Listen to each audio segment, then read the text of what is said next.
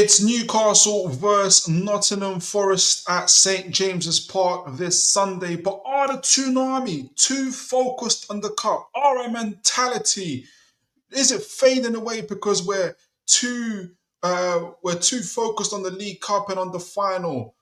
We're gonna find out here on the Toon Army. And by the way, we've got some late night transfer news that's come from Craig Hope and Mr. Eddie and Edwards as well. So let's find out what they've got to say right here on Toon Tactics TV, folks. Brilliant from Share. And now Murphy can take on the shot. Fabian Share wins!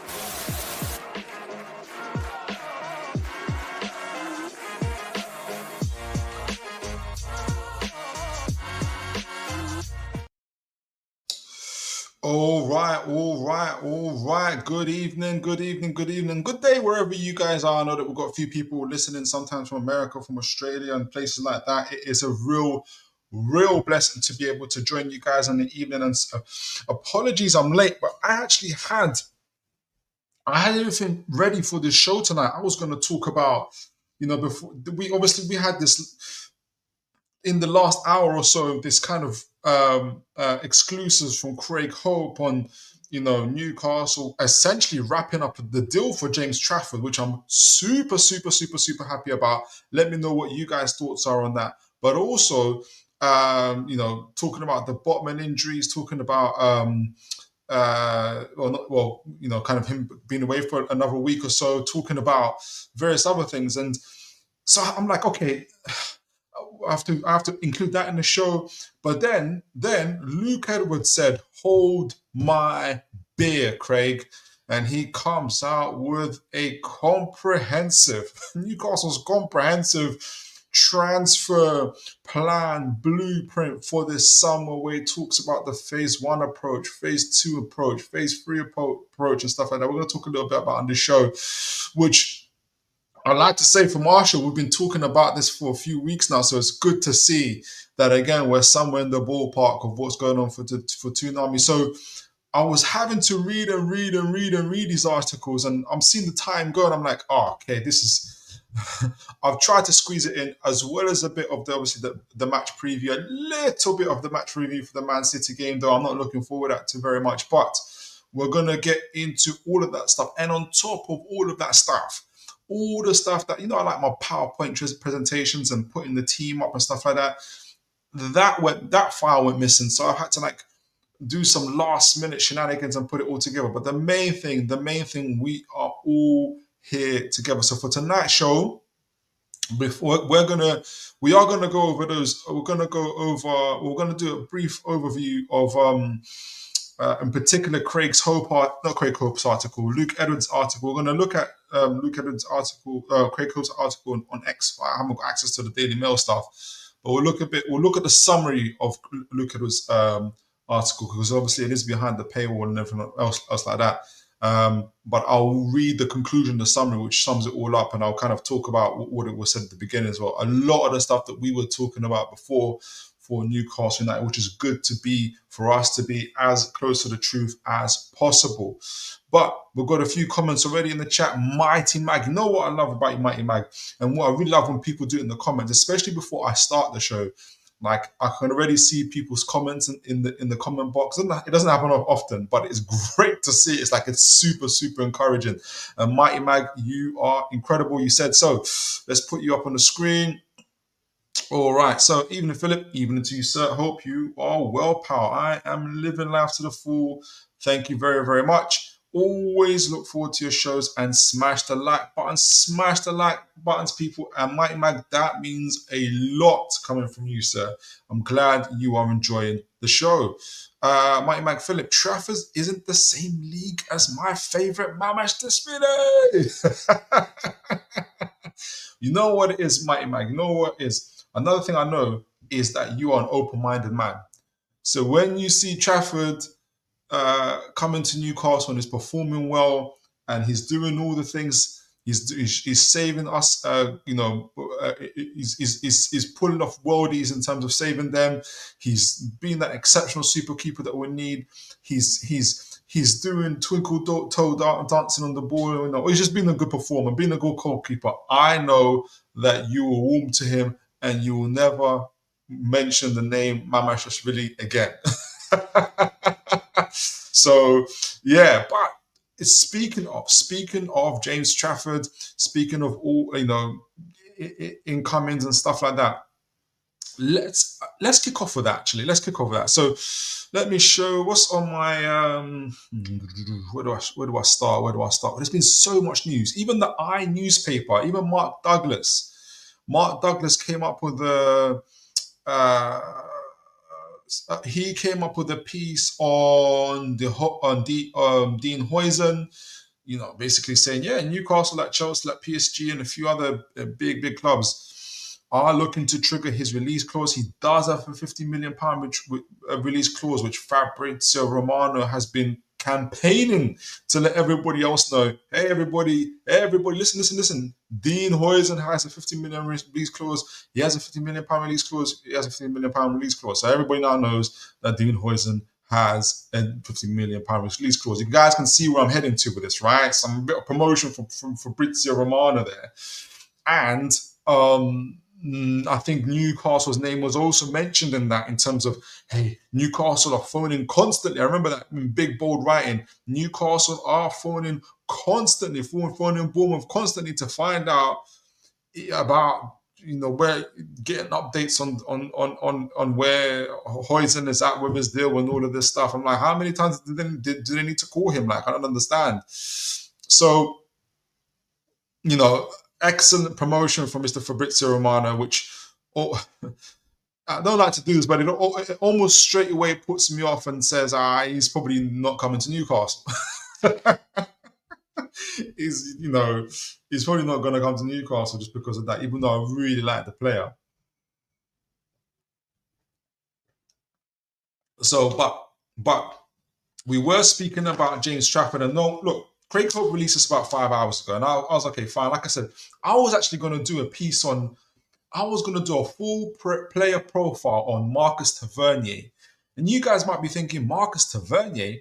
Why would you be talking about Marcus Tavernier? What, the brother of, I forgot the other Tavernier, his first name now. If you guys remember in the chat, his first name, remember the old Tavernier that came from our academy? How did I forget? Is it James Tavernier? Is it James, guys? I forgot his name. I can't believe it. Anyway, they are brothers. I think they're originally from Leeds. But that's what I was meant to do. I was going to the research into Marcus. I was doing the research. I had to play a profile out. I was getting quite excited about it. It came from the news came from Graham Bailey, and his words on Marcus Tavernier was like, Newcastle are working on a deal. Like, he was like, this is the deal they're looking for. Like, they've gone past the whole thing of they're scouting for him, they're focusing on him, or they're considering him. They're like, no, they're trying to work out a deal for this guy. So I was going to be like, okay, let's talk about Marcus Tavernier and where I think he'll play. So I've had to put that on ice. And so essentially next week, Tuesday, if there isn't any more news that's been released and stuff like that, I'm going to try and put all of this together and see what it means, if anything. But James Trafford. James Trafford. Now, Craig Hope does not usually like to do this in terms of the way he's worded it. And apologies, folks, I can't get behind this paywall. And I was actually, let me see if I can find it a little bit more news somewhere else. But essentially what Mr. Hope was saying is that, hey, Newcastle had already this James Trafford deal without so much saying it, wrapped up. It was done last season, last summer. But for whatever reason, they just couldn't get it over the line. So let me see. What does it say here? What do we have here? Maybe it's here. And James Trafford is expected to join Newcastle United this summer. So let's put it here. Daily Mail. Can you guys see that? Yeah, you guys can see that. Daily Mail, this is from the guys that reporting it from the Daily Mail, but it's the new NUFC blog. Big up to those guys. So essentially, Trafford's set for Toon move, which I am excited. I'm a little bit more excited than Mike Mag about it, but but he's already said he's open. He's open to the idea that he'll be great. So according to Craig Hope at the Mail, Newcastle United are on course to wrap up a deal for long-term target James Trafford. I don't know if you guys for you guys who were watching last, was it last what day is it today? Thursday. On Tuesday, I was saying how we was talking about how the Irish newspaper reported that Newcastle after a striker, Newcastle after a right wing forward, and Newcastle after a right centre back, but they didn't mention a goalkeeper. And I was laughing and giggling because I was nervous. And I was saying I hope it's because we've already either got a keeper or they're just keeping it under wraps like type of thing. So I'm glad that this is the report that I've got. I'm kind of so glad that it's coming from Craig Hope because he's not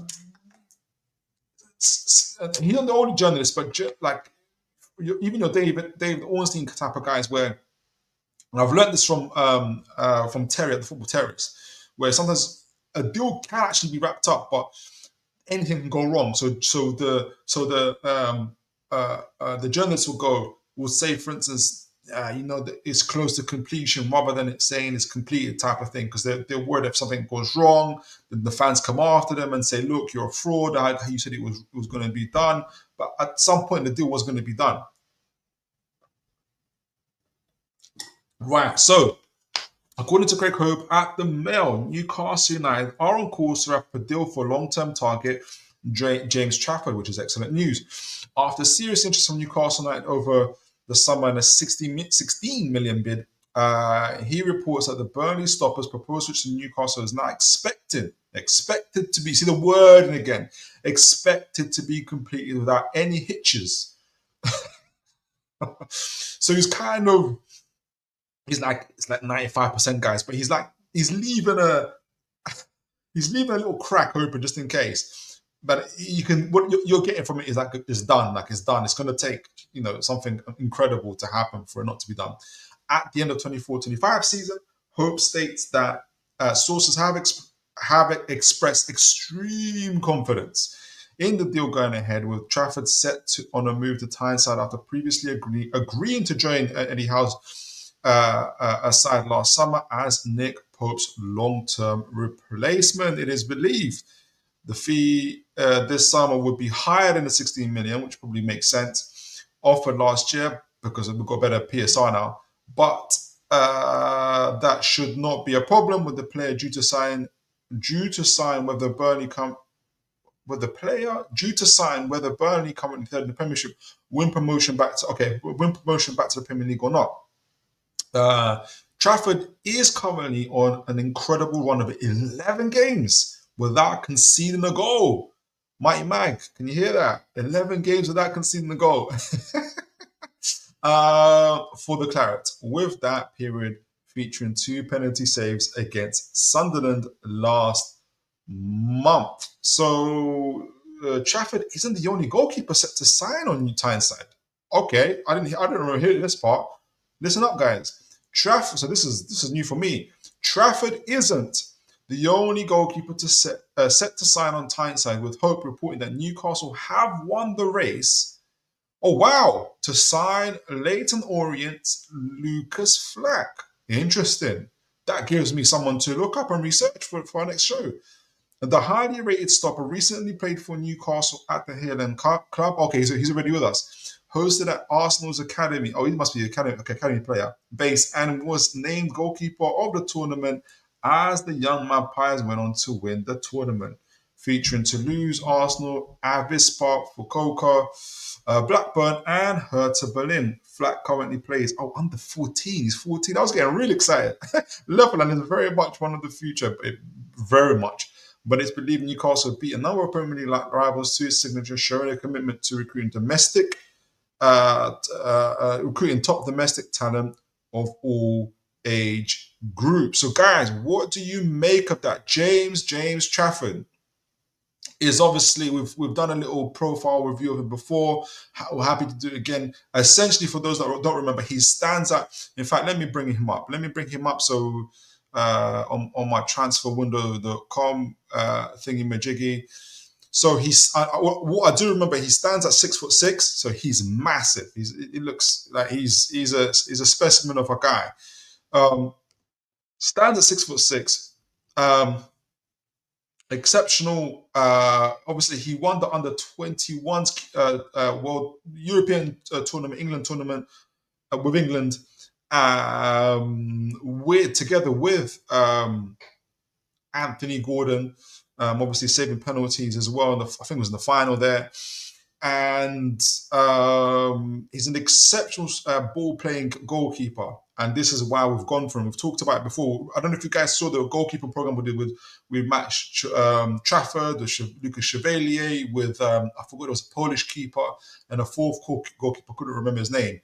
But James Trafford stands at 6. Here we go. Can you guys see that? Yeah, you can. So James Trafford stands at 6'6", 1.92 meters, huge. CAA Stella. Guys, look out for that whenever we're looking for, because I remember, and I can't remember who the news article were, the agency, the tomorrow agency CAA Stella, and Newcastle like kind of been really in close relationship with with that agency, and kind of forecasting that we're looking to get a lot of players from there. So 1.92 meters tall, about 6'6", right-footed, exceptional ball playing ability, as well as obviously a sweeper keeper, which helps us especially with our high line. Would be absolutely incredible. So essentially, he's like a Dubravka and a Nick Pope. Now McNuggets, fries, Sprat, Oreo McFlurry, and the Nick Pope all put into one. So he can save, he can shoot, he can pass, got really good distribution as well. Now, the main thing I had about him was, hey, like, he's not incredibly good at crosses, like, especially from his Burnley days. But I guess what I've been made to understand from speaking to people is, if you guys remember, Burnley were a club that were constantly under a barrage of attacks, being pressed, being hammered, and their defenders are extremely small. And that season did knock his confidence for a period of time as well. But he's come back stronger from that, and he's looking good. I, for one, am very, very, very, very excited to have him. And for me, it points to a good direction for where Newcastle are heading to. But let me see what you guys are saying in the comments before I go to the next round of news as well, because Mr. Luke Edwards, like I said, well, I'll finish up a little bit on Craig Hope's, like, other stuff. But before we go to Luke Edwards, who's got like a mountain of names for us to go through, essentially. Hope I get proved wrong. Yeah, absolutely. Aaron Kane, hello, Philip. Hope you're well. I am blessed and really, really, really good, and happy to see you here, Aaron, as always. One of the consistent people.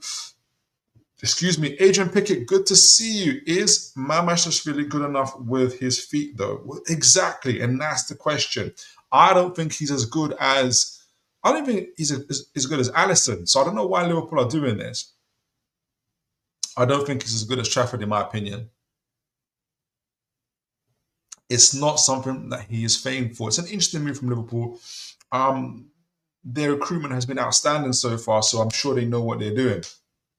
Right, Mighty Mag, Adrian, only watched him in the Euros, and we all seen that what he's like, would walk straight into my team. Oh, Mamashashvili. Okay, Aaron Kane, I was originally against the Trafford deal, so was I, Aaron. I remember a good couple of games, and this guy looking like a frightened boy, especially when it came to the corners. So I'm not like, that's the truth.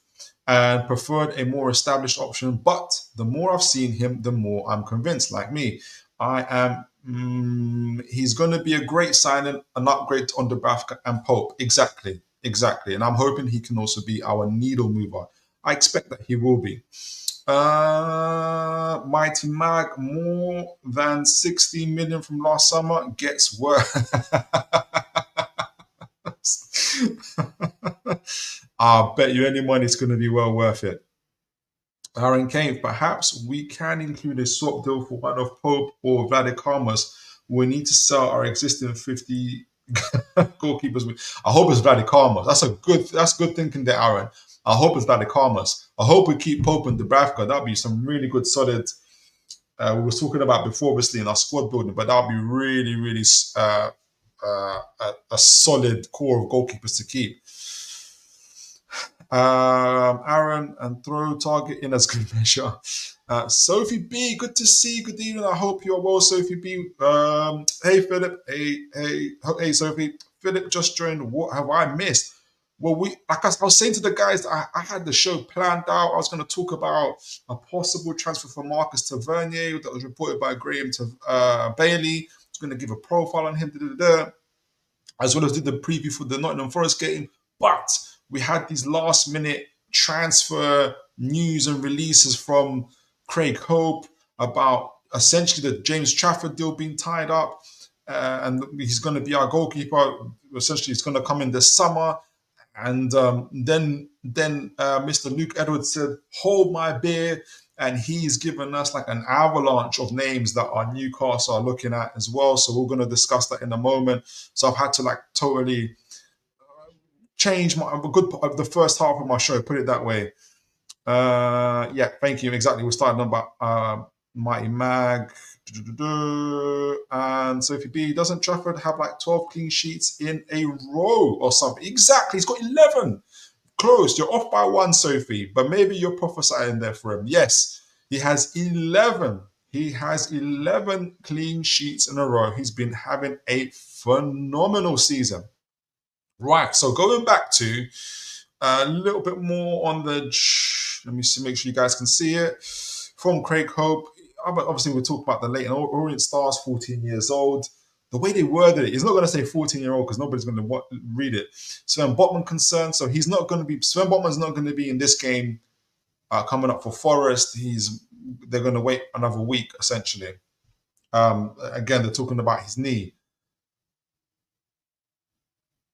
So that's going to be interesting. Joe Linton, I didn't see that. Does anybody know in the chat when Joe Linton's due to return? Because the last time, a couple of weeks ago, I remember being told 2 to 4 weeks. If anybody knows in the chat when he's due to return, do let me know. Right. So the other stuff is fine. Murphy's Nigeria decision. He doesn't want to go. Let's go to Luke Edwards. Now, out of respect for the paywall, I'm going to essentially say that I've gone straight to the summary, but he's essentially broke down Newcastle's recruitment strategy for this summer, which was, he said, number one, renew contracts of like, your stalwarts, your players that you're gonna like, not necessarily gonna be in the first team and whatnot, but are going to be part of the rotation. So Kraft, Fabian Schär, we talked about it. I've got it up on the screen as well. I don't know if you guys remember. And that's the stuff that I had on PowerPoint that didn't get saved, which is annoying. So I have to do it again, but it's fine. I love it. And so essentially, he's renewing Fabian Schär. They're renewing Fabian Schär's, Kraft's contract. I don't know who else. So they didn't mention, for instance, Kieran Trippier or Target or any of those guys. So that's going to be interesting to see what's going to happen there. I anticipate they'll try, but we'll see. And then obviously the second phase is try and keep your leading stars. So obviously Isak, Bruno Gomes, all those guys. The main thing with Isak is obviously there is more chance of him staying this summer. I think so as well. Whether he will sign another deal is probably a 50-50 type of situation. If he doesn't sign it this summer, and by the next summer, I think, and he still doesn't sign it by 2026, I think we're more than likely will sell him. And really, if Newcastle are winning cups, going to the Champions League regularly, and in title race conversations, I think you're going to get the likes of Isak staying more and more, unless obviously Real Madrid or Barcelona come along. So I'm fairly relaxed about Isak personally. Would I like him to sign a new 5-6 year contract? Absolutely. And he'll do the contract reveal like in St. James's Park on the Adidas. Alan Shearer will hand him the contract. It'll be incredible. But I'm also fairly relaxed about it. He's, I think we're in a strong position to keep him for at least another year, and we're about to buy a whole heap of players. Speaking of a whole heap of players, now tell me what you think of this, guys. In the summary, right towards the end of Luke Edwards' long piece about Newcastle's recruitment strategy, he talks about who Newcastle are looking at, or in terms of for this summer coming up. So it says the Telegraph understands that it's too. So I guess my initial feeling about this is like, I don't know why, but the continuous phrase of needle in this haystack, like a whole heap of names sounds exciting, but needle in the haystack, and I'll explain what that means. So the Telegraph Sport understands that it is too early to start talking about definite targets. All right, so he's already warming us up for what's going to happen. It's too early to start talking about definite targets, but every position is being looked at with the most pressing needs at centre back, right-sided forward, and striker. And it's so interesting again that he says striker, because again, I have to say again, the last show we talked about how Mark Douglas was very definitive in his language when he said striker as well. And I guess why that means a lot to me is because we know that there's a difference between striker and a forward. A forward can typically play across the front three. Sometimes some forwards are like attacking midfielders who can play in a false nine position. A striker is a number 9, like a straight up number 9.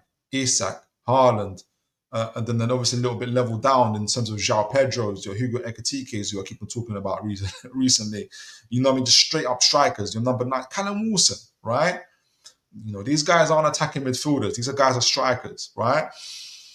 So he's reported the same wording as Mark Douglas at the Iron newspaper. And thankfully, in Luke Edwards' case, he doesn't mention goalkeeper because obviously, well, he doesn't mention the goalkeeper because Craig Hope has, maybe that was Craig, maybe, I don't know if these journalists get together and Craig Hope said to them, stop mentioning the goalkeeper, it's going to be my story. And then he releases it. So James, and maybe they all already know. I think they all already know. Maybe, and out of maybe journalistic respect, they said, all right, Craig, we're not going to, we know about James Trafford, but it's your story. So James Trafford is essentially signed, sealed, and delivered, according to Mr. Craig Hope, though he hasn't said it that way. He said it's extremely confident that it's going to be done. So goalkeeper done, and these are the other 3 positions: striker, a right-sided forward, and centre back. Excellent. So who are the names that he mentions? So the likes of PSV's Eindhoven's Johan Bakayoko, who I watched this Champions League as well. He had a good game when he came on. I think he came in like an 85th, 80th minute. Helped to assist the goal. I didn't count him as an assist, but he's the one that put the ball across the box. Did decent. Bournemouth pair, Anton Semenyo, who absolutely crushed Livramento the last time he played him. Dean Hoyland, obviously we spoke about him and his £50 million release clause. And this is the one I tried to not get excited about because I was all excited about him last summer. I kept talking about him and it never happened. Nottingham Forest, Morgan Gibbs White. Now, I might focus, if I had this report been released yesterday, I probably would have done a profile, a little bit more closer profile review of Morgan Gibbs White, because I think, without saying it, he can cover the same positions as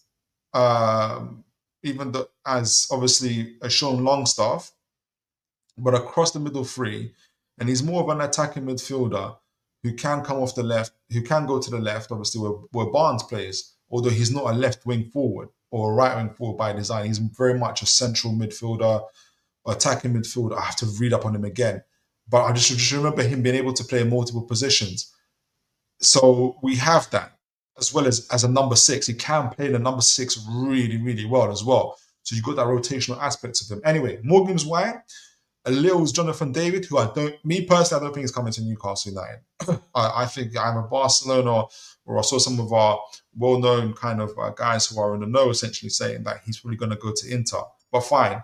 Jonathan David's Lille's Jonathan David. Celtic's Nicholas Kuhn, who I've now been doing my own armchair scouting, as of recent. We talked about him before, did a little profile review to him. Was it on Tuesday? We did a little profile review on him on Tuesday.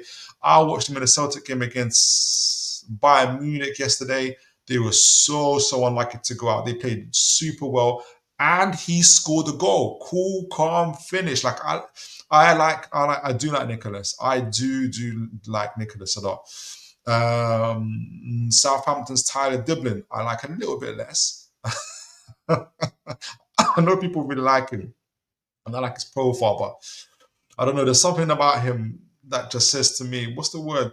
Was that some teenage? There's a song called Teenage something. Like he just seems very young to me. Like he seems very just come out of a project player type of player. And I don't think we need like an established right wing forward to say, okay, boom, we're ready to go. Have all been discussed at various points, but no firm decisions will be made for several weeks. So he's given us a whole ton of names here, Luke Edwards. I don't know if this is what he's saying based on the information, like him reading social media and newspapers, or this is what the information he's getting from the people that he's spoken to at Newcastle United. I think it's the latter, but it's like they've given him a whole host of names that we are all aware of. So these are names that we've talked about on this show. And believe me, ladies and gentlemen, I have no clue whatsoever who Newcastle are going to get. So I don't know what you guys think. I think there's a essentially the way it's been laid out, a whole bunch of names, some names to get excited about, some names not to be excited about, all the names we all already know. He can't avoid not talking about Dean Huijsen. Fabrizio Romano's talk about Dean Huijsen. He's linked Newcastle United to it. He can't avoid talking about Nicholas Toon. Craig Hope obviously has talked about Nicholas Toon, that we're scouting him. Johan Bakayoko is highly publicized. I think even his agent mentioned us. I know there was a thing about us. He didn't mention Mbeumo, which is interesting. Lils Jonathan David has been constantly linked to us. He didn't mention, obviously, Magnus Akliush, and the Graham Bailey keeps on mentioning Magnus Akliush. So I feel like I have to divide the names to which journalists at some point. That's going to be interesting to do, maybe. And obviously he's mentioning, who else is he mentioning that we already know? Tyler Diblin, again, we already know about. The name, obviously, Morgan is White is what gets me a little bit excited, because I haven't heard his name for a while. So what's you guys, how do you guys take this article? How do you guys take this information? Not just necessarily do you believe it or not, but more like, what does it mean? I suppose where are we heading with it? Is what I'm trying to understand. For me, it just feels like needle in a haystack. It's just like a whole bunch of names right at the end of a last paragraph of the newspaper, and him essentially saying, "Yeah, it could be anyone. It could be anyone." Right. So let's see. Let's see what you guys are saying in the comments. Aaron Kane, yeah, he does. Sophie, oh yeah, been brilliant for Burnley, and this is about James Trafford, stuck it to Sunderland, saving 2 penalties. Oh, that was incredible. A Newcastle keeper, if I've seen one. More clean sheets than the Premier Inn. Goodness gracious, Adrian Beckett. Sophie B, FA Cup against Brighton, I heard. FA Cup against Brighton? Yeah. We playing FA Cup. Yeah, we're playing FA Cup against Brighton. We are. Aaron Kane, think Joe Linton is touted to be back for the FA Cup. Oh, that's what you mean. Right. I think Joe Linton is touted to be back for the FA Cup against Brighton. Really? That long? So what? Is he going to miss? Is the FA Cup game after our League Cup final? Is Joe Linton going to miss the League Cup final? Let me see. Newcastle United. Let me get this thing. Google. Is Joe Linton going to miss the FA Cup final? That's big news, guys, if that's the case. Is Joe Linton going to miss the League Cup final?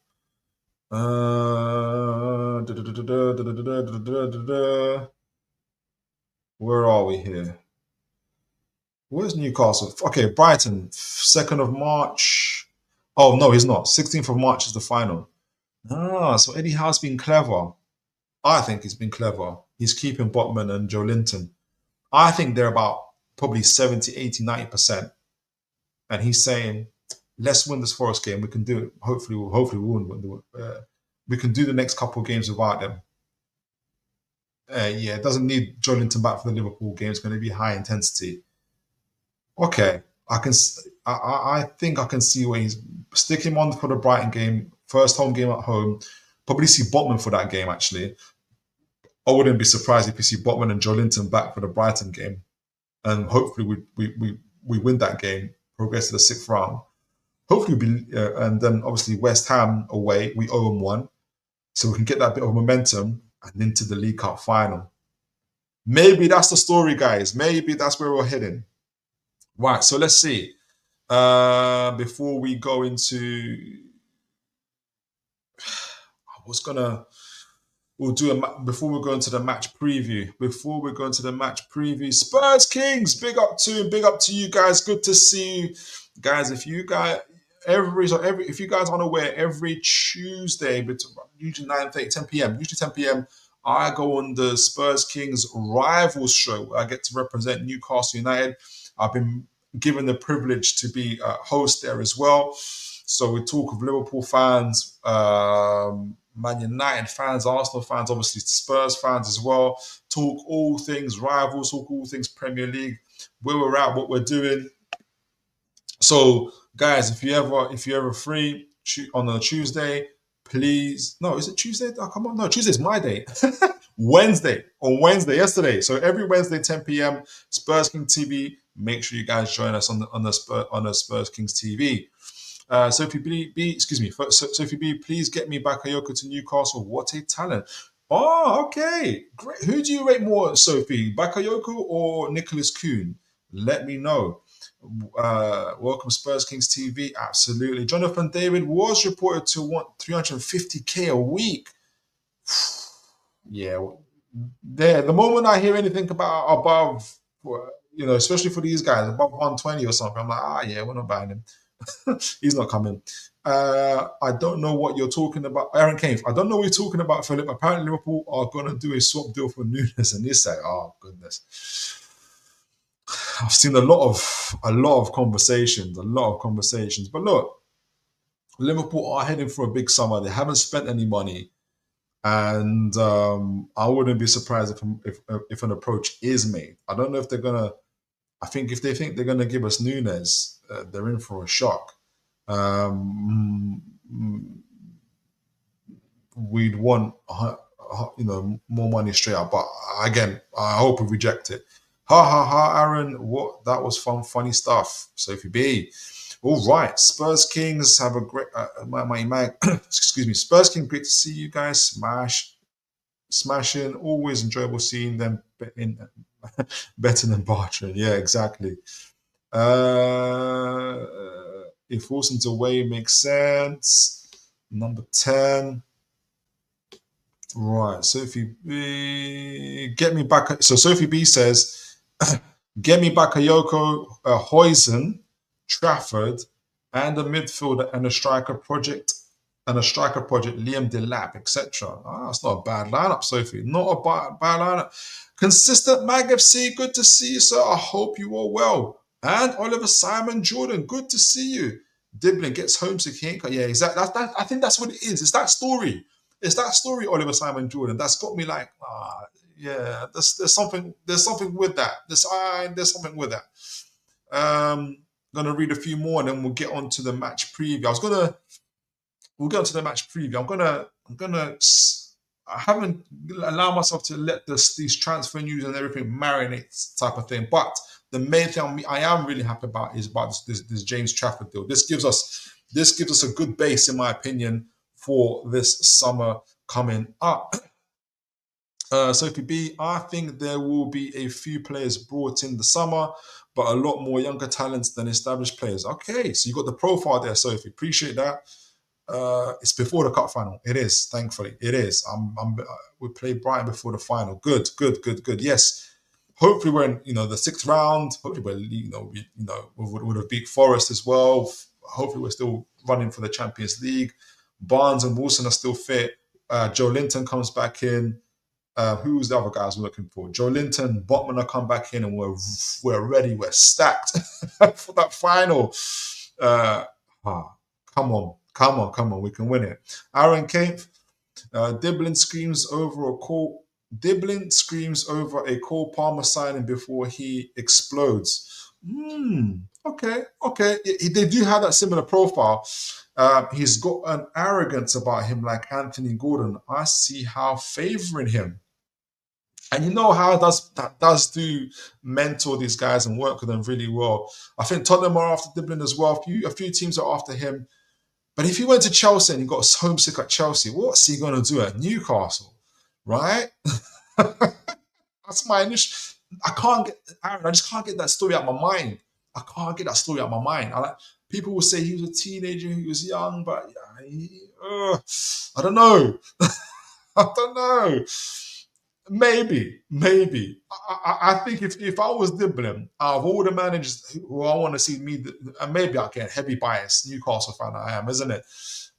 Eddie Howe would be the person I'll go to do that, to help develop and manage me and develop me as a player. That's if I was him. And the final one, Adrian Pickett, Brighton's after Liverpool away. Yeah, that Liverpool away game. So big. Like this next 4 or 5 weeks is gonna be something else. Got one more here before I go back. I was gonna Okay, I'll go to the match. I'll go to the match preview. Sophie B, I don't think we get Diblin too expensive for a prospect. Mitchell just won't. How much is he get? How much are they saying for him? Is that 50 million? Is it 50 million? Are they serious about that? I'll be surprised. Well, I won't be surprised because Archie Gray, remember, Tottenham, Spurs Kings TV, set the precedent of paying 55 million. Goodness gracious. Tottenham set the precedent of paying 40 million for Archie Gray. Thank you very much, Tottenham.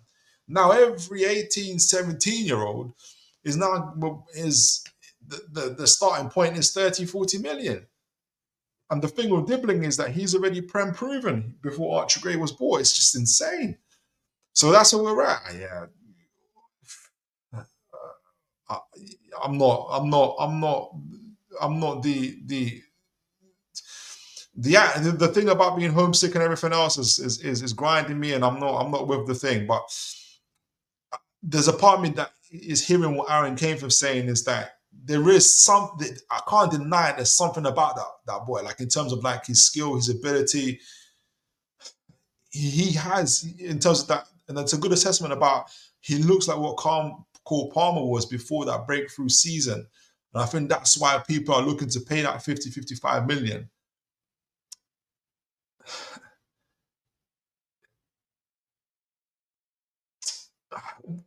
Oof. Yeah. If he says, I want to go to Newcastle, he has to say, because we can't buy him. The boy travels, the moment he gets past the M25 and he's like, why, where's Newcastle? And he says he's already feeling homesick. He bet, we need to get him settled in quick. Move the whole family if we have to. So I don't know. I'm sure we'll get the best option that is out there. Right. So, guys, match preview. Ah, let's first talk about. I'm going to give a very brief overview for this Man City game, the horror show that was the Man City game. And I want to get you guys' take because essentially I'm not gonna stay long on it just because it's done. But I'm gonna try and get the main kind of fruits out of it. Essentially, where are you? And I'm gonna use Mr. Jake Humphreys, not Jake Humphrey. Let me get his name right. So Jake Armstrong, who I rate a lot. He did a really good thread. I don't know if you guys read it in terms of his analysis for the game. And there's a couple things I wanted to go through with you guys and see what you guys think. But he did a really good analysis. But first of all, the overriding theme or the narratives are, and this is not what Jake said, but what I've seen on social media is Newcastle United are not playing well because they are too focused on the League Cup final. Their minds aren't in the games that are in front of them. They are focusing on the League Cup final. Hence, I don't know if you guys saw my thumbnail title. Eddie Howe is staring at the League Cup. Oh, Chris Wood literally is just behind him, and there's danger. I personally don't buy that narrative because it's not to say that it's not to say that I can 100% say I don't believe it, because nobody, unless any of us are there in the changing room with the guys and we're talking to them and we're hearing them say things and whatnot, nobody can say for sure. But the reason, I think partly why I don't want to buy that narrative is because it'll be tragic, or it'll be sad if they're thinking like this, and you're like literally 5-6 games away from the actual final. Is your plan to essentially not get stuck into challenges, not play like to your optimum because you're scared to get injured for one League Cup final that's 5 games away, and you think you're going to just turn it on when you're at the final? You need to turn it on now. You need to play now. So, and I think they know this. Like, this is, it's not. It isn't like their second final in the last 3 years. Like, isn't it? Right? Like they're professional players. I just don't buy that story. I don't. And it'll be tragic if they really think like that, because it screams of like small club mentality in players, honestly. But I want to know what you guys think. I want to know what you guys think that. So that's the first thing I want to say. And yeah, so Jake Humphrey, I wanted to just talk about a couple points in terms of the game itself. So yeah, we were 5-4-1 out of possession, and 2-3-5 in possession. So we essentially went man for man. And I remember saying, it's not just for the Man City game, but whenever you go man for man, you get into these type of situations, especially when you're playing against teams who have goalkeepers who are exceptionally good on the ball. And obviously, Edison's the best. But we've had it when we played against a number of teams who have goalkeepers that are good on the goal. Even Vicario for Tottenham as well is good on the ball. When you go for man, you leave yourself exposed to that ball over the top, which is obviously the first goal that was scored. You leave yourself, and I know, for instance, in Jake's assessment, and I don't necessarily disagree, was, for instance, he, especially for the first goal, is that he felt that had Newcastle, and I'll go back to this, had Newcastle, for instance, so yeah, look, Edison comes out here, he comes way out here in that example here, he comes way out, and nobody, all right, he is. He's so far out. Can you guys see this? Let me make sure you guys can see this. No, you can't see. I'm just talking on it. You guys aren't here. Right, here we go. So this is from Jake Armstrong, a really good thread on this. And this is for the first goal. Guys, look how far Edison is here. I do kind of see where he's at. I think 2 things. So Newcastle have gone man for man, right? And both Gordon and Isak here don't do enough to try and close Edison down. Neither does Bruno Gomes, who's ahead of him. They're just looking at him. There's 2 reasons for this: laziness, right? Or there's instruction to say, do not press the keeper because we're going to leave too much space. You're going to leave gaps in midfield, and if the defense doesn't push up, you're going to leave gaps at the back. Which can happen, but that's typically when the goalkeeper isn't this far out. Like Edison's like, he's heading towards the center circle at this stage. Why nobody runs at him is insane to me. So, but I think there's a bit of laziness, there's a bit of indecision making, and a lack of people taking responsibility. Typically, guys, I don't know if whenever I watch Joe Linton live, he's the guy that sets the press. So he'll put his big arms out like that, and everybody. So he's got, like, Joe Linton I know people just look at, especially rivals, keep on calling him a rugby player and stuff like that, but he's got really good in-game intelligence and especially tactical nous. If Joe Linton is there, he'll know that to set the press. He'll be shouting at Gordon and the set goes, right? So anyway, Ederson comes out. He has time to even look up and assess and measure and do that and see where the wind is blowing. And he's able to set flight with the ball, and it's off.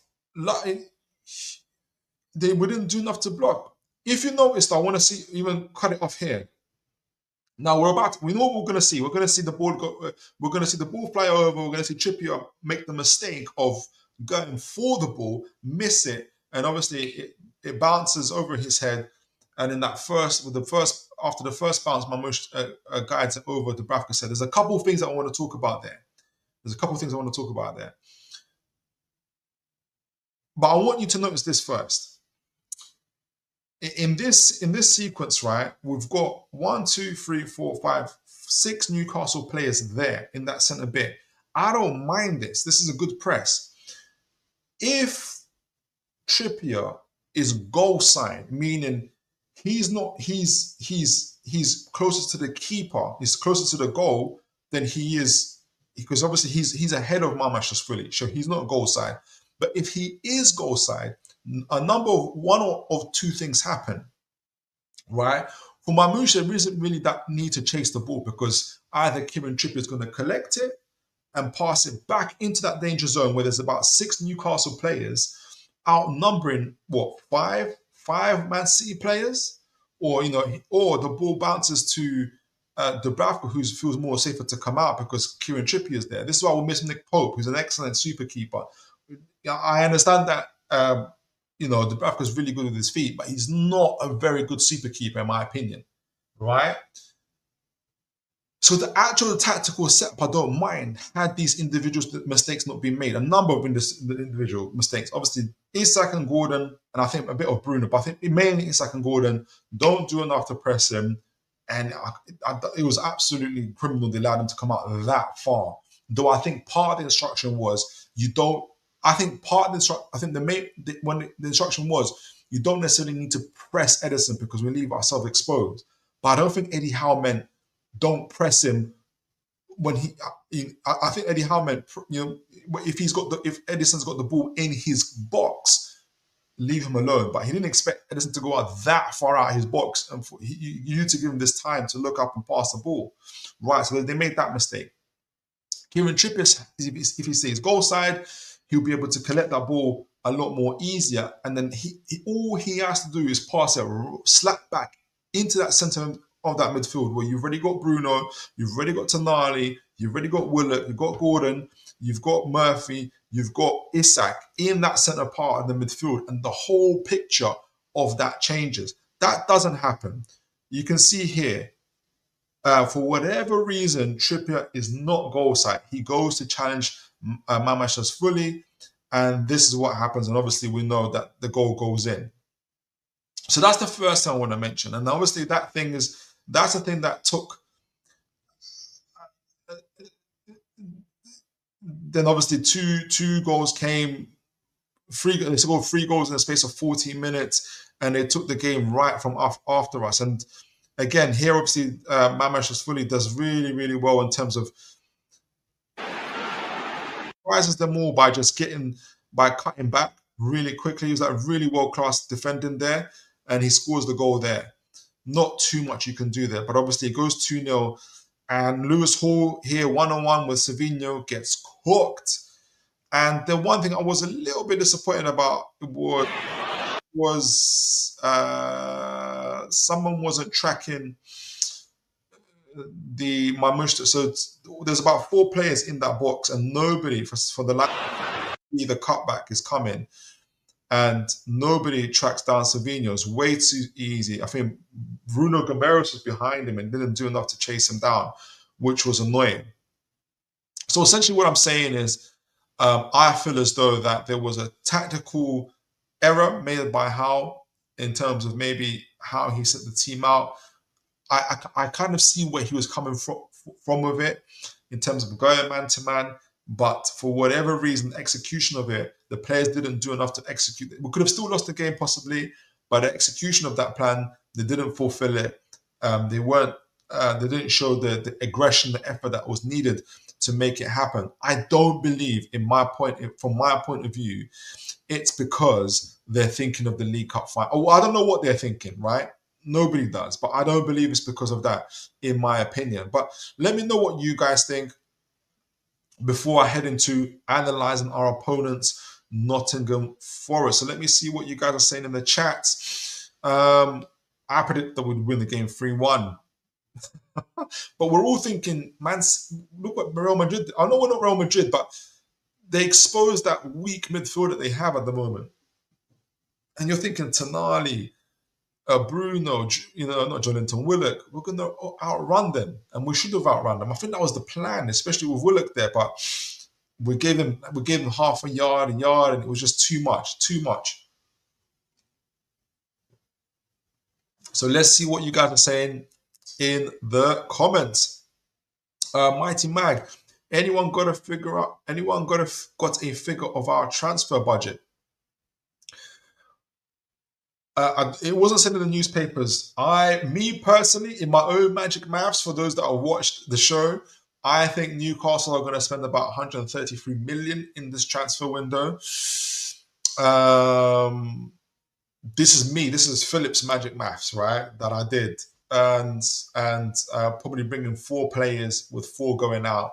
The ones that are going out are going to be the ones whose contracts are running out, like Jamal Lewis, Jamal Lascelles, and Vladikarmas, hopefully, and a few others. But that's mine. But I don't know. I don't know the official transfer budget. I think nobody will ever know. But if anyone knows in the chat, do let Mighty Mag know. Consistent Mag FC. Have we been linked with Gusto, the right back from Chelsea, at all? Would be a good option. We were before he went to Chelsea. I remember being linked before he went to Chelsea. Would be a good option if Chips left. I remember Gordon being moved to the right. He was that great. It's a good call. Bakayoko, 35 to 40 million, much better. Is that? Oh yeah, much better to Diblin. Is that to Diblin, Sophie? Possibly. Yeah. I like Bakayoko. I do. Aaron Kane, Southampton are on the way down there. Yeah, they already are. I agree. I think that his contract doesn't have long enough either. I think it runs out in 2027, Diblin's contract. But it's more about Diblin. For me, it's more about Diblin. I wouldn't be surprised if he extends his contract, honestly. Consistent Mag FC, when we lost 3-2. All right, I think might be talking to someone else. Sophie B, we aren't in a position to go spend 55 million on a prospect. Too much risk. For me, it depends how you view it, Sophie. So, for instance, Dean Huijsen is obviously his contract. His release clause is at 50 million. He's both-footed. There is a risk that obviously he flops, but he's already been in the Premier League, just like Tyler Diblin has. Dean Huijsen has a more successful spell, so there's already there's already that potential is becoming realized. Like, oh, he really can play here in the Premier League, essentially.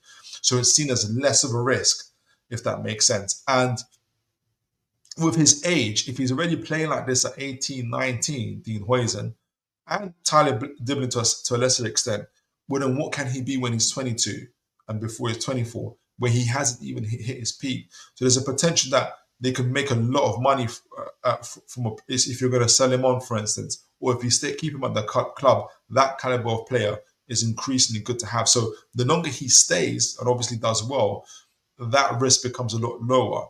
And yeah, but I see what you mean, but I feel like that's where the game is beginning to head to.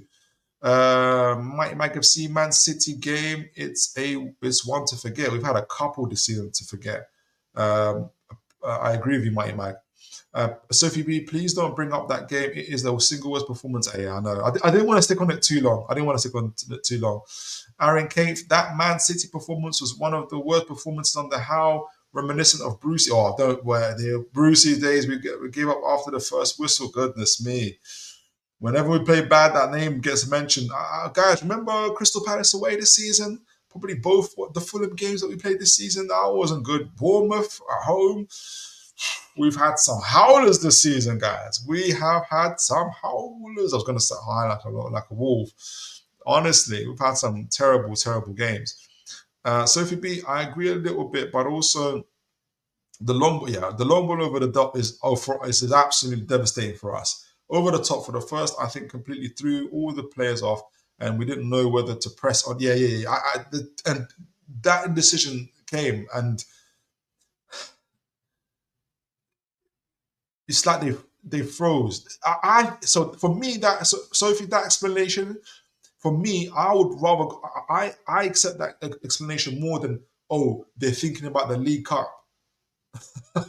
Right? Like they're at Etihad and Erling Haaland's in front of them, but all they can think about is the League Cup. I think that I can't accept that. I think your explanation is more close to the truth, in my opinion.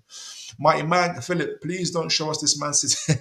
Sorry, when I'm showing the videos, guys, I can't see the comments at the time. If I had seen this many messages about not talking about the Man City game, I probably would have stopped halfway through. So apologies, guys. I wasn't purposely trying to put you through that pain. Why was nobody putting, consistent Mag FC, why wasn't nobody putting Edison under pressure? Yeah, I think it was that indecision in the press. But I agree with you, consistent Mag FC.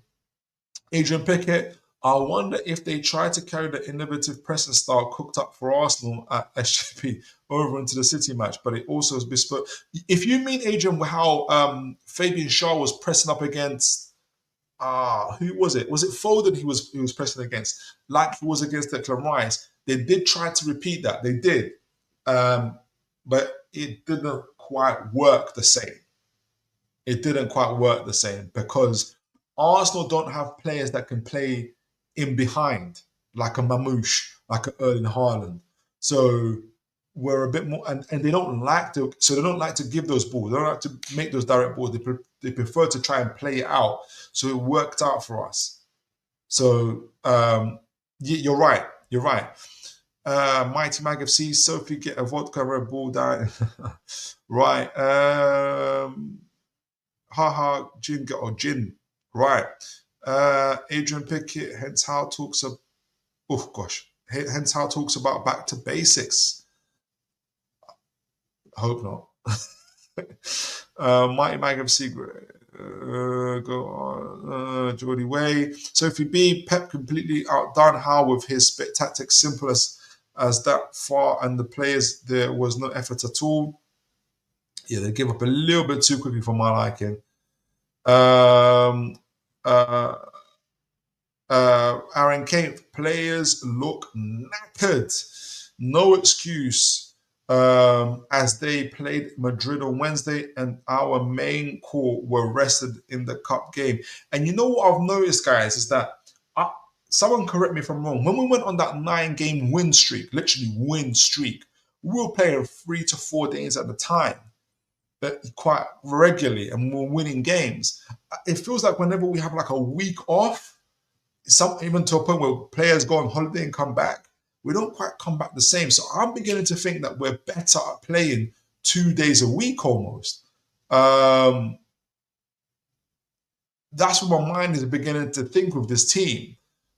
But let me know what you guys think. Let me know. Never a Foul. Big up to Never a Foul. They also come on, guys, do like and subscribe onto their channel. We've got their man Kaz as well there. Fantastic content creator, host, really, really good football knowledge. When he gets the chance to speak on his show, and he gets to give his view on stuff like that, it's really, really good to hear. Big up to Never a Foul. Real pleasure to have you guys join us. You best win on my life. Do you mean the Forest game or do you mean the final? Let me know. Please.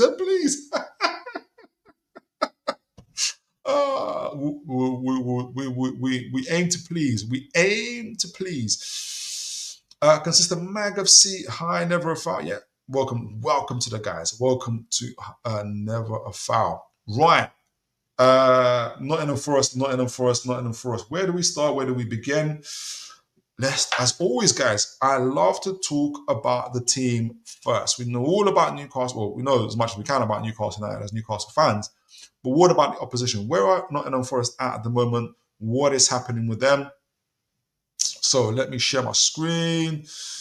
Let's do this. And I want to also give a big respect to, I think it's not, is it Meta Football? I forgot his name, Stefan. He gave his analysis.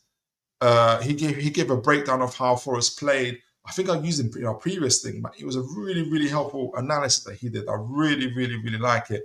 So I did get some inspiration from that. So big up to him.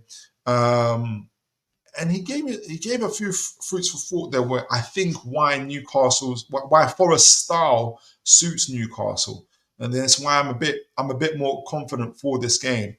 Right, so where are we? Nottingham Forest. Here we go. Where are we at with them? Let me make sure you guys can see the screen. Yeah. All right. So we've got Chris Wood there, obviously. Let me see. Let's get an overview first. So where are they in the league? They are third. Where are they? Oh, yeah, sorry, table. They are third in the league. So Nottingham Forest, make sure you guys can see that. Nottingham Forest are third in the league.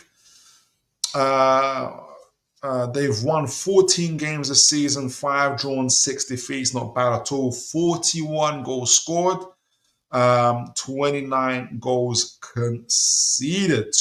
We scored 42 goals. So only one more than, no. How many have we scored? We scored 42 goals with 33 conceded. So they're on plus 12, we're on plus 9. Let's look at what their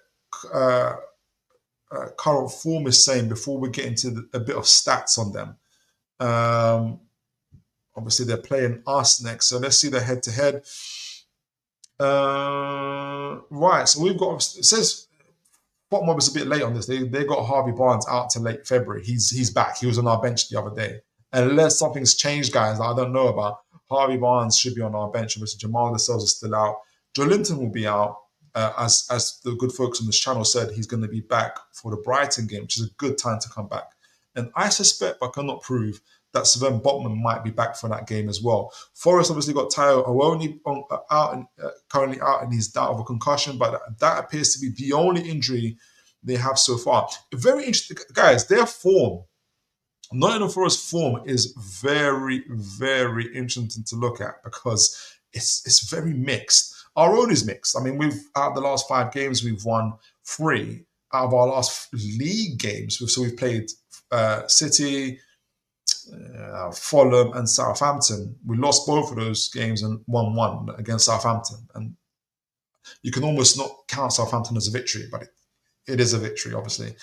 So our league form has not been the greatest, but we're still in the cups and we're doing okay. Nottingham Forest. Have a look at this, guys. They beat Southampton 3-2. Fine. That's what you're supposed to do. But even 3-2, you conceded 2 goals against Southampton. I know we conceded 1. I'm not trying to be, whatever, but for me, that kind of sets the precedent of what happens next. They then lose, Forest. They lose 5-0 to Bournemouth. That's after Bournemouth crushed us 4-1. Bournemouth were on a rampage, to be honest. Forest lose 5-0 to Bournemouth, right? And then the next week, and I watched this game, Forest and against Brighton, they absolutely crushed Brighton. 7-0. What do you like? And then they draw 2-2 to Exeter City. I think they won on penalties. I hope they won on penalties. Did these guys go through on penalties? Otherwise, yeah, they did. They won 4-2 on penalties, but it took them to penalties. It's almost forgivable. I anticipate they changed their squad. Did they change their squad? I'm assuming a lot of things for Forest here. Awoni played. Who else played for these guys? Who was on their thing? who played for you guys? Where was your lineups? Yeah, here's your lineup. Let's see Forest lineup for the Exeter City game. Awoni played, Danilo played, Sangara played, Yates played, Bowley, Moreno. Yeah, there's about 5 or 6 starters there. Okay, fine. So they drew 2-2 to Exeter City after crushing at Brighton 7-0 and then losing to Bournemouth 5-0. Fine, whatever. Then they lose to Fulham 2-1. If I'm a Forest fan, I'm like, I don't even know what to make of the last 5 games. I don't know whether to be happy or sad or mad. Honestly, it's such a mixed. When they lose Forest, they really lose, right? And they have been conceding goals. In the last 5 games, they've conceded 2, 7, 9, 11 goals. So like nearly 2 goals per game. What do you guys make of that? It's a mixed bag of form, and I respect that. Look, they're third in the league. I've got nothing to say, but it's a very interesting form. So let me look at their stats and see where they're at. We've got a good idea about their playing style. We'll talk about it as well. Let me see what you guys are saying in the chat. What do you guys make of their thing? Because it's the Magpies. Hi, never a foul yet. Big up, never a foul. So if you beat Forest, what do you say here? Forest, so he can cook. Oh, so he can beat Forest. Yeah. He wants to have that cooking session, doesn't he? We'll see what we can do. Right, so Forest's style of play is very, very interesting. We're going to talk about it as we're here. Okay, so here we go. Right. Football rating overall, Football rate them 6th best in the league in terms of their metrics. So even though they're third, they're given a 6th best rating. That's their offensive stat, defensive stat, all that kind of stuff there. But I don't think it gives the full picture of how they play. Right, so goals per match for Forest 1.6, so nearly 2 goals every game. Not too bad, but 1.6. Goals conceded, right, 1.2. They're in the top 3 with Arsenal, Liverpool, and the rest. You wouldn't think that from their last 5 games, but the earlier form is speaking for them at the moment. I do not pay attention to that. They're one of the lowest possession sides in the team. That is by choice. They do that for their counter-attacking style that they have. They have currently the joint top 10 joint clean sheets in the league as well, which is a benefit to them. Expected goals, where are they? They're 15th for expected goals, though. That's like below mid-table. So that points to the level or the quality of chances they're creating, which isn't the highest, but they're converting their chances. And obviously, Chris Wood's been on fire. Obviously, their wingers in Gala and Mr. Hassan-Odoi have been playing well. Shots on target per match, 4.6, which is about the same as us as well. So they're 10th in the league. Big chances, they're not 13th in the league. Big chances missed, 13th in the league again. Accurate passes per match, 20. Don't look at their possessions and they don't care about it. Their focus is direct play, long balls over the top, by the way. So that's what we've got to look out for. That's what Newcastle hate the most. Accurate long balls, they're 12th in the league. Obviously, Everton are number 1 for that. Accurate crosses per match, 14th. So they're not big on the crosses side of things. Penalties awarded, 5th in the league. Touches in the opposition box. They're not going to spend too much time. They're 14th. Not going to spend too much time in our box. Corners, they're 15th. Chances conceded, XG conceded, which is the chances conceded against them. They're one of the lowest in the league, 17th, and that's because of the way that they defend, which we're going to talk about on the tactics board in a moment. Very high for interceptions per match, third in the league as well. Again, this is by design. This is how they set themselves up so they can break up play in the lower in the lower half in their half of the pitch and spring open their attacks. So that's pretty much by design. Successful tackles per match, 8th in the league. Clearances per match, 1st in the league. That's because they spend a lot of time, again, by design, defending in their box. And this is where, again, possessions won in the final. This is the part where I feel like possession won in the final third, in the final third part of the pitch. They're 18th. Then Forest are not overly interested in trying to win the ball up high. So they're not Bournemouth, for instance, and they're not interested in that. This is this is the part where I breathe a sigh of relief. And they're partly not interested because they got Chris Wood. Yes, he's like 2nd or 3rd top scorer in the league, but he's not the quickest guy. And so that gives him a little bit of a disadvantage in pressing. He's got other strengths that we're going to talk about. But in terms of pressing, we're not going to be overly concerned about that. And that's what gives the opportunity for the likes of Fabian Schär and others to be able to pick a pass, especially from playing out the back. They don't concede too many penalties, but their goalkeeper does have to make about saves per match, 3 to 4, mainly about 3 saves per match. Discipline, are they keeping discipline? Yes. Fouls per match, they're lower on the lowest in the league for that. One of the lowest for yellow cards, and again, only 2 red cards so far this season. So we're going to talk about Forest's style of play in the moment, but what are you guys thinking so far? What are you thinking about this team? We've played them twice this season. We've beaten them. They are counter-attacking side. They by design, and we're going to talk about it. They set traps in their part of the pitch, lure opponents into thinking they can, pass into their final third and spring attacks. But what happens then? They get their tackles in and they spring forward with your Morgan Gibbs-Whites, your Hudson-Odoi, your Anthony Elangas. I keep calling him Elanga.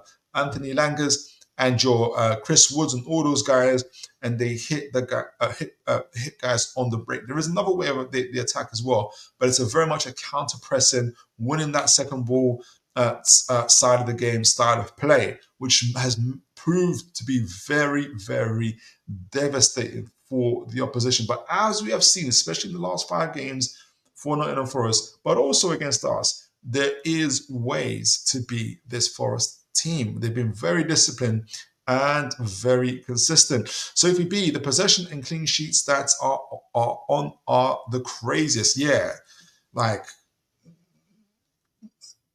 and yet this is the same team that conceded the 5 goals to Bournemouth. I don't know what to make of that, but yeah, you can't lie. Their defense is really, really good, and their style of defending is really, really good. We have to be on point. Sophie B, everything else is like mid-table-ish. Yeah, again, possession, passing, all of that. But I firmly believe that is by design. And Mama Frosty, good to see you. God bless. I hope you're having a great evening. It's going to be a good game, I think. I love those vibes. Sophie B, think it will be a great game, to be honest, Mama Frosty. Yep, so do I. Sophie B, last game was awesome. Not the Man City game. I hope. Sophie B, it was, but Joe Linton was immense in that game. And against Forest. Yeah. The last game was awesome. Yeah. Sorry. We don't have time this time. Yeah. Right. He's a huge miss. Yes, he is. For Joe Linton, absolutely. Massive miss for us. Sophie B, Forest have a lot of runners around Chris Wood. Exactly. Wood, that's why he works so well for them. Just occupy the centre backs. Exactly. And that's exactly it. Those guys work extremely hard around him. But he becomes that fulcrum, that focus point for them. Sophie B, we must win this game to keep Champions League dreams alive, in my opinion. I'm with you. And it's another 6-pointer. We had that 6, it's another opportunity for us to stay in the conversation. I think they're about 7 points ahead of us, Forest. Should we win, we'll be 4 points behind. I would wager that we'll probably move up to 5th, maybe fourth if other games fall in our favour as well. It's a huge game for Newcastle United. John, don't know if I've seen him before, but welcome to the show. Apologies if you've been on here before. God bless you. Really good to have you, John. Can't remember the last time a team with such low possession was so high in the league. I wonder if Chelsea, especially the old version of Chelsea, were like that. Especially the Chelsea under Jose Mourinho. I wonder what the average possession was. It's mad. Absolutely. So let's talk about it. This low possession style of play that Forest like to play, where they set traps on the opposition and break. So again, I've got a big up to Mr. Meta Football, who I got to watch some of his channel on this as well. Can you guys see that? How big does it look on my screen? Can you guys see the names? Yes, you can. Right, so let's do this. Let's do this. So I've purposely set up Forest like this because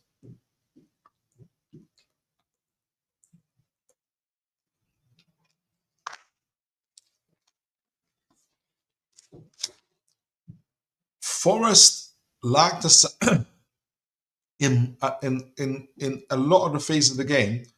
Excuse me. In a lot of the phases of the game, Forest like to set up in this mid block, whether with the ball or without the ball, right? And part of this is that because it allows them, so they keep really tight lines. And what I mean by this, they keep really close lines, especially in these parts of the game. Excuse me, in these parts of the pitch, ensuring that the opposition can't play through them. Here we go. Ensuring that the opposition can't necessarily play through them. But sometimes what they do though, is they also give you, so they don't let you play through them, but what they do give you is give you this side of the pitch as well. They give you space to play through it. To play up to them. So let me show you again what that means. Let me remove this. And this is how they like to set their traps in particular. And it's been working for them very, very nicely. So they won't let you go through the center, but they will let you have this space. They will let you have all of the space, including in your own half. But let's focus on here. This is where the actions are going to be for Forest. They will let you have this space. So what their plan is, for instance, is, all right, Newcastle, you got the ball. We're going to let you push right up. So Isak, Gordon. I've chosen, by the way, my starting lineup, I didn't even mention it, sorry. My starting lineup, I've got Barnes playing on the left, and I've got Gordon playing on the right. Let me know what you think about that. And I'm going to explain why in a minute. But I've got Barnes on the left, I've got Gordon on the right, I've got Isak through the middle, I've got Murphy on the bench. I've kept Willock on, I've kept Trippier on as well. Again, let me know what you think about that. I'm going to give my explanations for that in a moment, because there are some attacking vulnerabilities for Forest. So Forest do not mind, and you will see this in this game. Not going to be doing no high press. It's not going to be no Bournemouth FC thing. It's going to be Nottingham Forest style press or counter press, really. So they'll let us push up. Shah's got the ball as he typically does, for instance, when he's coming out for us. You see Isak, all the guys push up, including Mr. Willock. Our fullbacks pushing up as well. All the guys are here with the ball. They do not mind Shah. Shah, come along.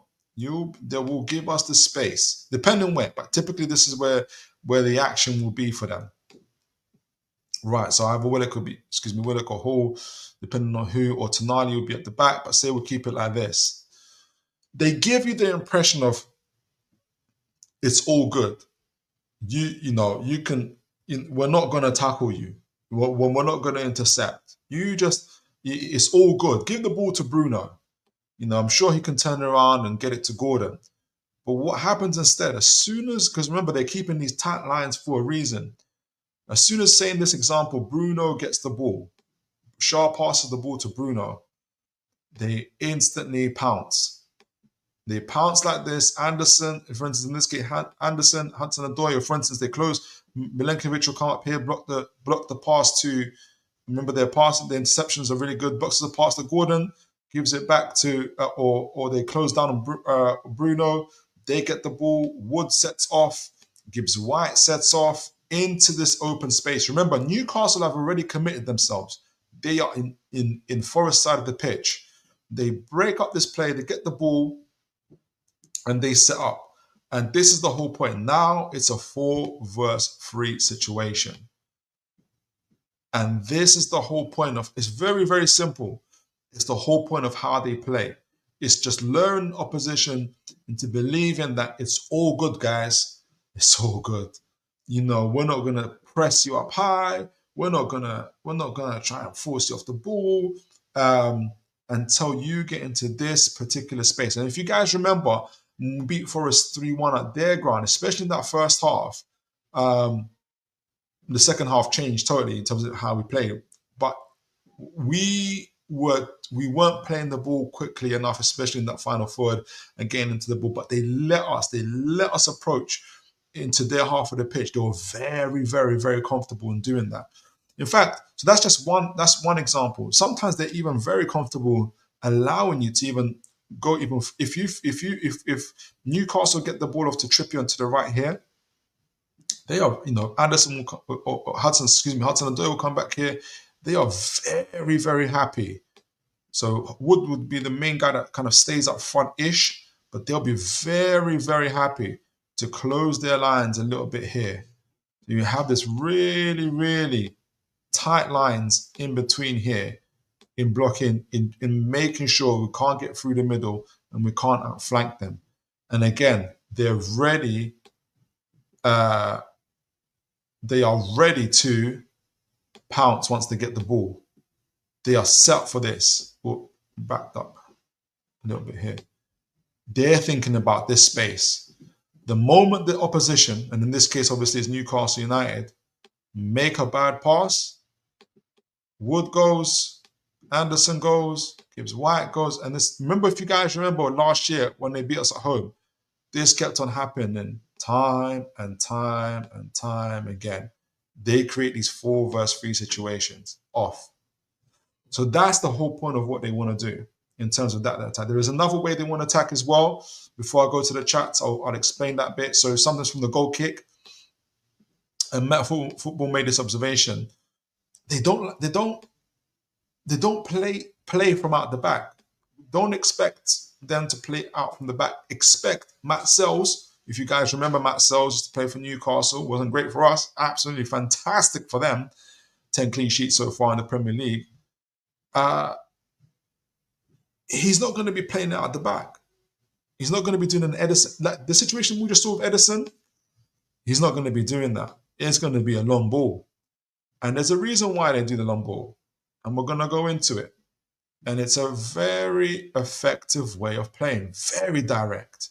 Very, very, very direct way of playing. So, where are we? So, goalkeeper. Goalkeeper is going to do his goal kick. They will concentrate, especially on this left side, where Wood, the main focal point is being Wood. Can Wood get the ball? He's kind of like what Joe Linton is for us, especially when it comes to claiming the ball in the air. And we often see Joe Linton being so dominant that he sometimes even chests the ball rather than like header it on. And the whole point is here.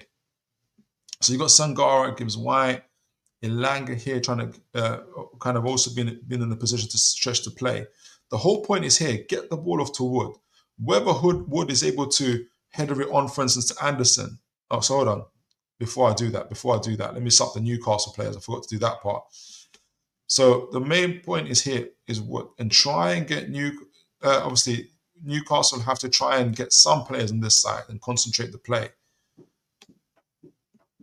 And the whole aim of this is to outnumber Newcastle or any opposition when they get the ball in that side of the pitch. So ideally, the Wood gets the ball and is, for instance, able to lay it off to Anderson. that wouldn't be. Gordon would be trying to close him down, but already Hudson-Odoi sets off. Nico Williams sets off, and they start creating these numerical advantages. And this is how they try to break the play and create these little overloads here. And this is all from the goal kick, and create these type of. Can I get this here? Yeah, I can. Create these type of overloads right here. So it's very, very, very direct style of play, straight from the goal kick. The ball goes to Wood. Make sure either he headers it on or it bounces off him, and they try, and because of the numerical numbers, they try and win. They try and win those second balls and create these type of overloads. On the occasion, and finally, on the occasion that Forest do decide to play out from the back, or they do have that game. I'm not trying to make them look like they're Stoke FC. They can play out from the back. It's a very, very simple way they do it. Bring the ball back to Matt Sells. Shaw's here. Dan Burns here. Hall is obviously on the left side. Trippier's on the right side. Wood through the center. Gibbs White is behind. Where's Elanga? Elanga's here. What they like to do is this, and they actually did that move against us when we played them at their ground, and it didn't quite work out because what's his name? Elanga didn't make the pass. So Gibbs White, Sangara, Anderson on the left, Geordie Boy Anderson. When they play out like this from out the back, what they like to do, for instance, is obviously Wood. Oh, our players are still here. So Willock on the left, Bruno, Trippier, Shaw, Tonali will push up here. Dan Burn on the left side, here on the right side. What would happen here? Elanga will take up this center spot here to try and create a numerical advantage. What would then happen is this space is created. And this is where Ola Aina comes in and tries to create the overload. Very, very simple. Very, very simple. Ball either goes directly or through Murillo, who tries to get, maybe gets it off to Sangara, for instance. Hall, obviously, or somebody has to try and pick up. Wood will be trying to, Wood or Elanga, or to make sure that they get, or Elanga provides that numerical advantage there, gets the ball, and that through ball gets played as well to this open space here to Ola Aina. So that's how they try and create the overloads that way as well. So very, very, very simple style of play, but has been proven to be genius and very effective for them. I'm going to talk about Newcastle in a moment, but I want to why I've kept Kieran Trippier and why I've kept Barnes in particular. Let me know what you guys are thinking so far. What's your thoughts on the game? And guys, if you want to send in your predictions, do. I'm gonna soon wrap up the show, so I want to be able to get your predictions. Sophie B, I think we can afford a draw or a loss against Liverpool if we beat Forest. To be honest, possibly. Though I'd love to beat Liverpool at Anfield. Sophie B, just with the games coming up after. Sophie B, Miley in for Willock. In my opinion, Willock was dreadful against City, offered nothing. I don't blame you, Sophie, but that left side, the closest person that can do what Joe Linton does in terms of ball recovery, especially when on that Willock side, you're gonna have Ola Aina, you're gonna have Elanga. Miley's doesn't have that same pace, recovery pace, and ability to recover the ball as Willock. And even though he did have a good game, Sophie, I agree with you. I don't know if Howe would put him in, if Willock would sit on the bench. I think he might need him for this one. Sophie B, Livermental as well for trips. Livermental for trips. Okay, yeah, okay, I can see that. Murphy and Gordon on the wings. I'll say you keep it as is. Okay, Oliver Simon Jordan, they're going to sit back and counter us. Easy to play against us. We know the plan. We know the plan, don't we? Adrian Pickett, Forest are a part bus of a bazooka mountain. I love those analogies. John, we sometimes seem to struggle when we have a lot of the ball. that can be the case, especially when we lose a little bit of track of what we're doing. I agree with you there. So if you be, we need Gordon's pace on the left to help pull with Elanga. Exactly. Yeah, I can see what you're saying. Elanga and Murphy's defense tracking. So if you be on Matt Sells, he didn't exactly have a great team in front of him. Yeah, that is true. That is true. That is true, Sophie. Yeah, that is true. John, they do a lot of things that are deemed unfashionable at the minute in the team, but Nuno seems to have to set them up to beat the current high pressing aggressive style that is common. I agree. It's very, very smart. John, they do lots of things that are, oh, no, I read that part already, sorry. Sophie B, 3-2 Newcastle. That's right. Send in your predictions. Well done, Sophie. John, really enjoying the analysis, pal. Oh, appreciate you, sir. Thank you so much. Have follows the channel for a bit, and you do great stuff. So thanks for that. Thank you, John. Really, really encouraging. I appreciate you saying that. Thank you so much. Aaron Cave, one thing we can't do is leave Elanga one-on-one against Hall to run into. I agree. I agree with that absolutely. But I remember also, I also remember Hall having a really good game against Elanga when we played them at their stadium. Doesn't mean it happened again. Like Elanga will, he has got the pace, like he can do a Savino. So yeah, Willock would have to be there to support. Miley in the 6, Tonali in the LCM. So would you put then Bruno? Obviously, Bruno would be right centre mid. I can see that. I can see that. The only difficulty is we're playing Tonali out of position to suit Miley. That's my only thing about that. So let me know what you think about it. I think Howard would hesitate to do that. Sophie B, yeah, Aaron, maybe that as well. Sophie B, make sure you smash the likes and subscribe, guys. Great content. Appreciate you, Sophie. Please, guys, do smash and subscribe, guys. I don't know if Miley's ready to play Lone 6. Oh, I think you won't know till you know, innit? You won't know till you see him do it, I suppose. Right. Sophie B, Tonali plays for LCM for Italy all the time. Or does he? Okay. Okay then. I didn't know that. Might work then. Aaron Kane, if Bruno can drop in if needed to play the 6. You guys really want Miley. You guys are not up for Willock playing. No, I can see. I didn't know that that's what Tonali plays. It could make sense. Absolutely. But stick with me. Let me know what you guys think. Before we close up the show, what can Newcastle do? Forest are very susceptible. I say very. They've proven to be susceptible to crosses, not only from as well as corners, but I'll leave the corner side alone.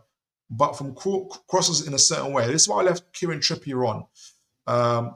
Where are you? Here we go. Right.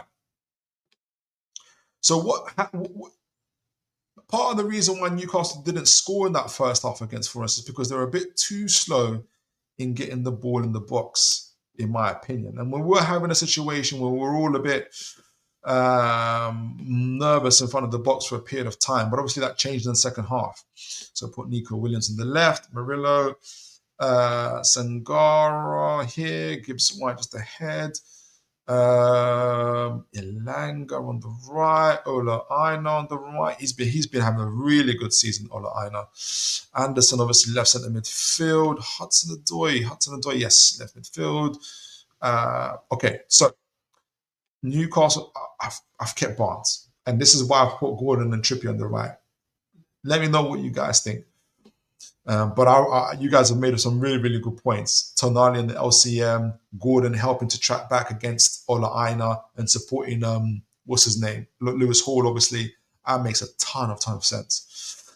I guess I've kept Trippier on and Barnes for attacking reasons. So let's see what we can do.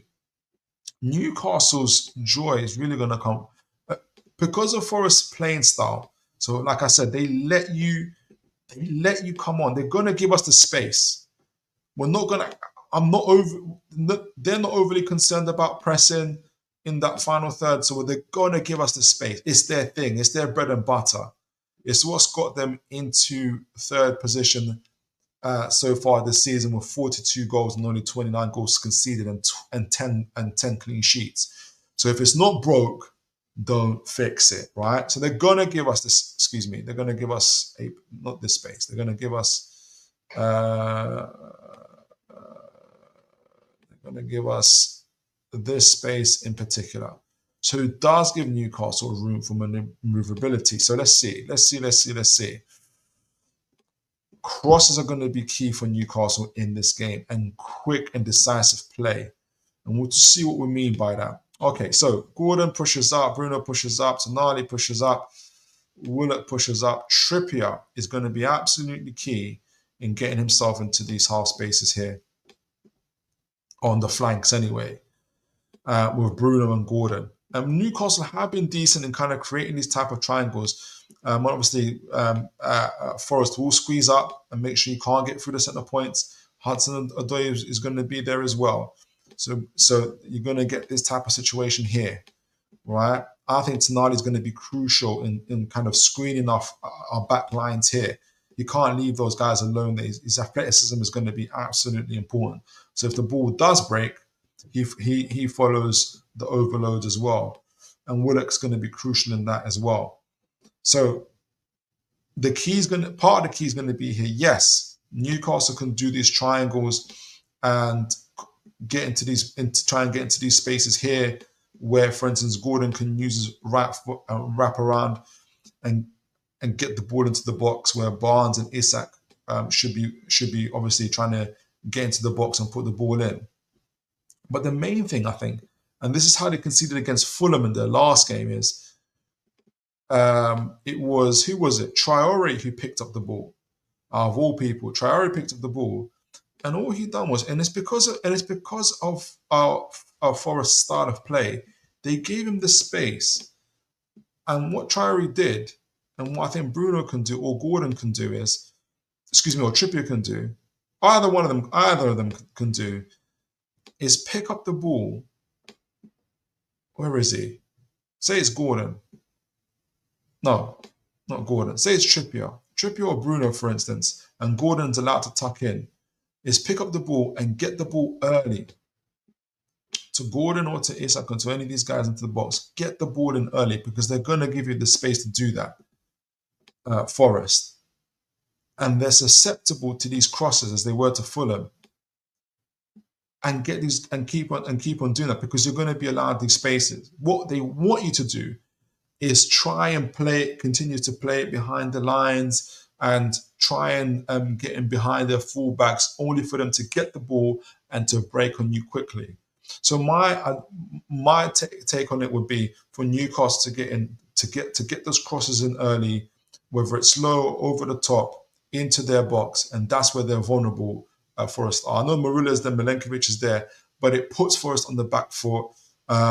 They also create the space here in the front of their box as well, where they like teams to take long shots. But we've got Tonali, who's pretty good at that as well, taking shots out of the box, Gordon as well. There will be that space afforded to Newcastle.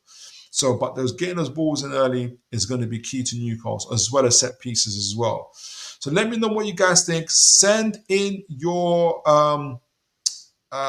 predictions. I'm going to wrap up the show, but it's been absolutely incredible. Don't want to keep you guys past midnight, even though I'm heading that way. But let me read your comments first before we do that. If you can stay on, please do. Or if you're going to leave, do leave your score predictions. I would love to think what you guys think of the game.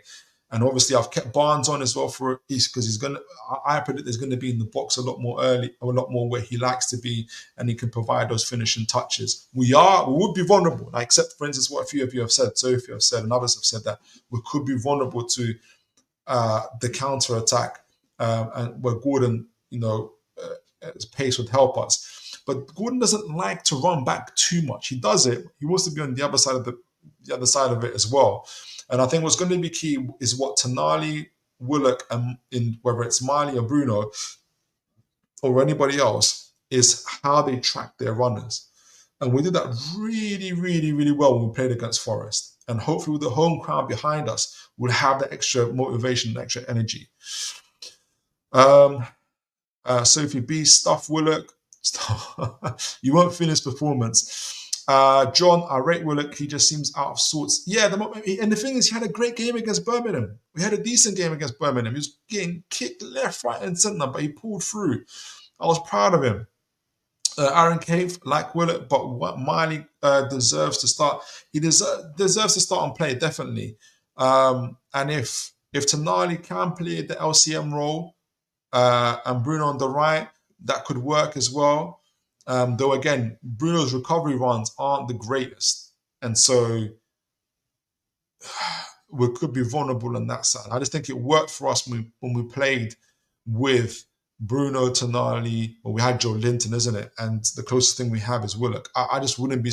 I wouldn't be surprised if Willock plays. Excuse me. Sophie B. Willock has been shocking for a while. Maybe though all the injuries just doesn't look the same player at all. He played well against Birmingham, to be fair. He did. And maybe he just needs that kind of momentum. Maybe he just needs something to spark him, a goal, a moment of brilliance and stuff like that. That's what we need sometimes, Aaron Kemp agrees with you as well, Sophie. John, I do think the injuries mean he's playing scared, doesn't want to pull something again, and that could be a possibility, honestly. John, Sophie B, I think Willock is gone in the summer, to be honest. Ooh, okay. Maybe that's what we're looking at, Morgan Gibbs-White, according to Luke Edwards. Jam Stasher, welcome to the show, Jam Stasher. Good evening to you. Hope you are blessed. Not sure if this is the game to try, but how about Lewis Hall at LM and Matt Target at LB?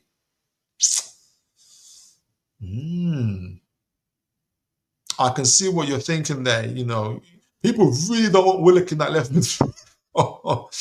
I think the only reason why Howe wouldn't do that is because Elanga could absolutely fry Matt Target. It depends what state Matt Target is in terms of state of match fitness and everything else. It could work if Matt Target, he's still a decent left back in my opinion. But he could hurt himself as well. Aaron Kane, I'm having nightmares about Elanga running at Burn if Hall bombs forward. Just watch that game that we played against Forest at Forest again, and hopefully you'll have better dreams instead of nightmares. Hall was really good in that game. He did one recovery run against Elanga that worked. That was really superb. John, need to abuse the space they give us to make them scared to stand off. Yes, absolutely. We need to be super ferocious and super creative in terms of through balls into the flanks, or however we want to plan our attack. We need to be super, super, super creative. So if it be, I like the Jam Stasher, Hall, LCM, and Target LB. Yeah, it's been innovative. It's thinking outside the box.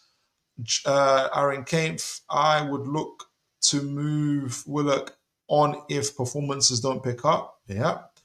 Don't pick up. Good player, but unfortunately injury prone. Jam Stasher, they should try with a softer opponent. Yeah, possibly. Yeah. Sophie B. Hoarded used to be a midfielder. He started out as a midfielder. He did. Sophie B. who was doing inverted things anyway, just have targets sitting back. Yeah. People are liking this idea, Jam Stasher. I'm willing to try it for a home game. Sophie B, I think Livramento right back is a must for the pace, to be honest. Yes. And he wasn't that game when we won. I just think I don't know how good he is at crossing. And I think crosses are going to be, if that's what's working against Forest, we need someone to get on the ball to do those things. But yeah, I wouldn't be surprised if he plays. Honestly, we're gonna be thinking about the recovery runs and everything else. John Hall does seem a bit wasted at just playing a traditional left back to me.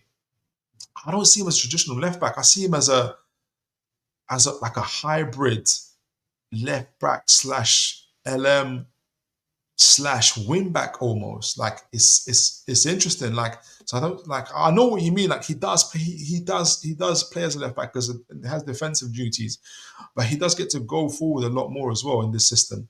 Aaron, and I think once we get better players in as well, he'll get to do that even more.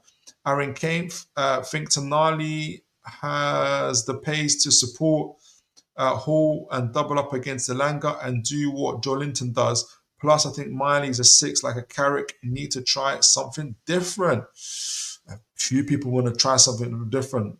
I don't disagree with you. As long as we win. Yes, as long as we win. That's what's important. Okay, we've got some predictions and I'm going to conclude. 2-1 for me, for John. Aaron Kane, 2-1 as well. Jam Stasher, love your analysis, Toon. Thank you so much, Jam Stasher. I appreciate you sending your predictions. Let me know what you think. And Sophie B, Target played well against Birmingham as well. He did. He had a good game. I don't know if you sent your predictions in, but do send me your predictions, guys. So for me, guys, I think we're gonna step up. I think we'll step up in this game. And I think I think Howe's gonna make a few changes. We usually bounce back pretty good. I think it's gonna be a tight game though. It is gonna be a tight game. 2-1 Newcastle. 2-1 Newcastle. Guys, that is my prediction. 2-1 Newcastle. We remain in that hunt for the Champions League. We go into that Liverpool away game at Anfield and high momentum, ready to take them down. So 2-1 to Newcastle. Guys, I had a great show. We talked about the big exclusives, the big bombers dropped by Craig Hope, talking about us already essentially signing up James Trafford. I'm super, super excited about him coming to Newcastle United. Obviously, we're going to have to wait for the return of Botman and Joelinton, who's scheduled to come back in the Brighton game as well, which would be fantastic.